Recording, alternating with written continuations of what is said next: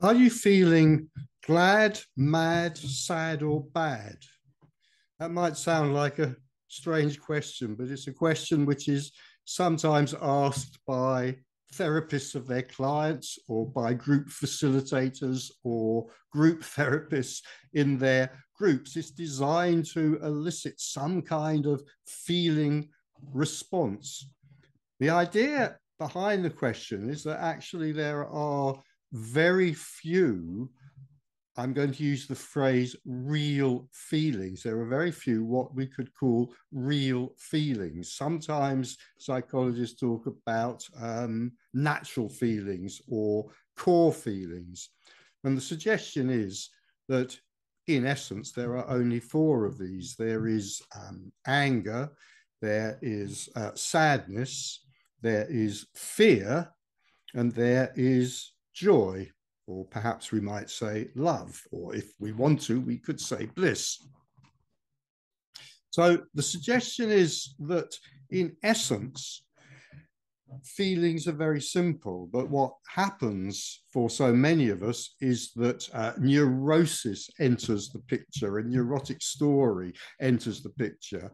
And what we actually allow ourselves to feel is a great mixture of what could be called lesser feelings. Sometimes these are known as neurotic feelings, or sometimes they're called pseudo feelings, and they're regarded as either weakened examples of the core feelings, or some kind of mixture of different core feelings. So, very obvious example, we might talk about feeling anxious, and anxiety is, of course, a weakened or attenuated or somewhat shut down version of fear.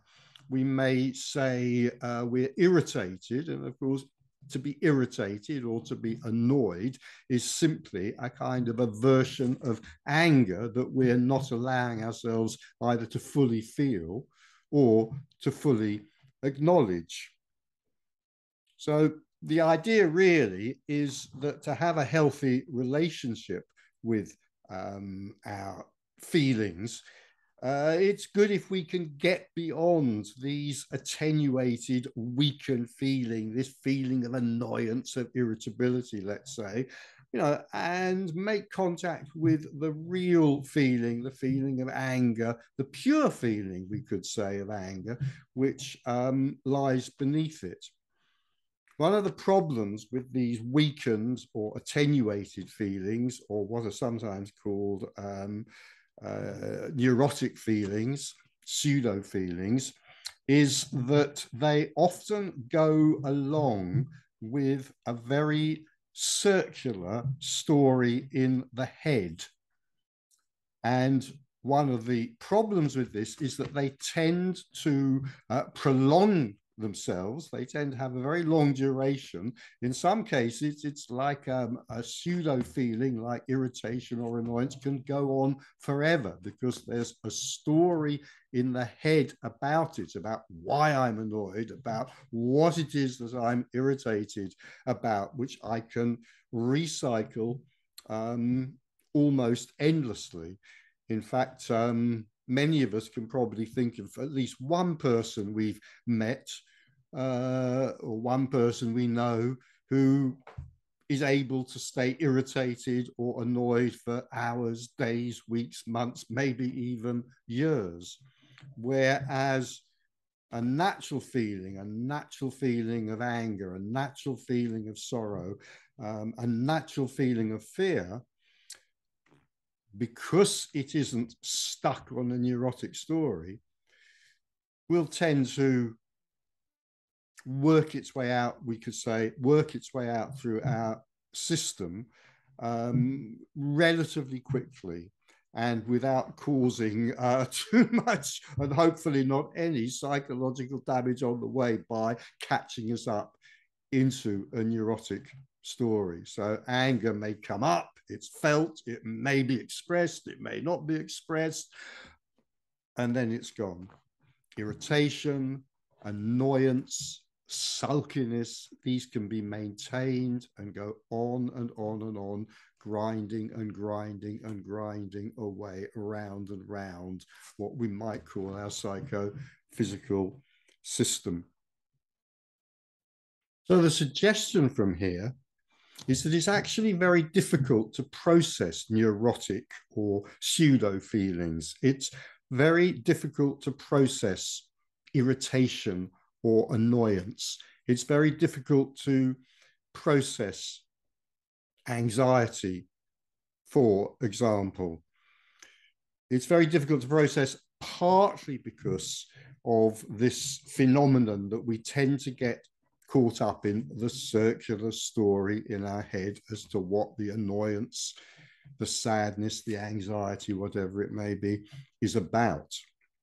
The suggestion from here, and indeed from many other places and many other people as well, is it's much easier and much quicker to process these uncomfortable feelings if we are able to get to the core feeling, which we could say lies underneath. It doesn't really lie underneath. It is simply the real feeling if we can get beyond the story, get beyond the attenuated feeling and allow ourselves to feel the actual feeling underneath. And it's, for most of us, not very difficult to do that. So if, for example, there is irritation, there is grinding irritation going on, or grinding annoyance going on, if we can recognize that probably there is some rich anger underneath that, for most of us, it can be reasonably easy to make contact with that. If we sit down in a quiet place, if we attend to our body rather than to the story in our mind, if we tune into our body, and if we can feel where the actual physical sensation is, because there will always be a physical sensation which goes along with the feeling. If we're not able to locate that, it's probably simply because we're so caught up in the story in our head. So if I feel irritated with Fred, for example, from something that he said yesterday, as long as I'm rehearsing the story of what Fred said in my head, it's probably going to be very difficult or impossible for me to locate where the feeling of actual anger is. But if I sit down and I'm quiet, if I can just let the story of how much I'm angry with Fred drop away, if I can just let that story fall away for a little while and pay attention to the body instead, I'll probably be able to locate the feeling. The feeling will almost always reside somewhere in the main trunk of my body. It's probably likely to be associated with where I feel one of the major organs in my body is going to be. But if I can get away, if I can take my attention away from the story in my head and locate the feeling in the body and just be with it, then probably there's little or nothing else that I need to do. Probably all I need to do is to pay it attention. So if there's sadness there, I locate the sadness and I just pay attention to what that feels like. If there's anger or fear there, the same thing. I just locate where the sensation is and I just pay attention to it. I pay attention to it for a while and then I do something else. And then if there's more of it later, I can sit down again and I can pay attention to it again for a while, and then I could go and do something else. There's no harm with distraction. It's not good to pay too much attention to these sensations for too long.